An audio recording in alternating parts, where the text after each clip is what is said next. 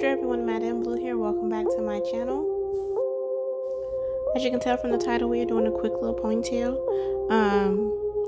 Funny story, I did this hairstyle when I visited Arizona and I did not have a single ponytail holder.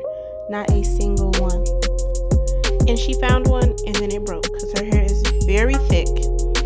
And luckily we were located in a parking lot that had a grocery store, so we walked right over there and I got a whole bunch of ponytail holders. But I was like literally ready to put the ponytail and I was like, oh my gosh. I was like, oh my goodness, I don't have a ponytail holder. And I had went to the store earlier that day because I needed to get hairspray, because initially I did not have a ponytail schedule, so I did not have a lot of things for a ponytail. So I just totally forgot about a ponytail holder. Oh my goodness.